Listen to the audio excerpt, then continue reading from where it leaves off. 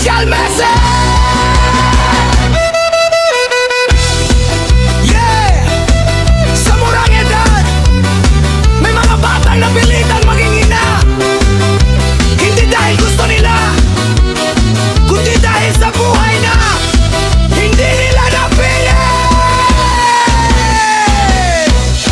15 taon may anak ng karga, mga pangarap na iwan sa eskwela. Mga kaibigan naglalaro pa sa labas, siya'y nag-aalaga kahit bata pa siya.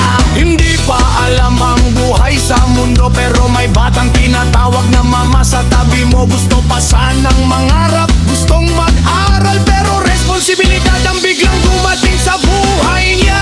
Huwag mong husgahan ang batang ina, hindi mo alam ang pinagdaanan niya. Sa likod ng kanyang murang mukha, may kwento ng sakit at pakikipaglaban.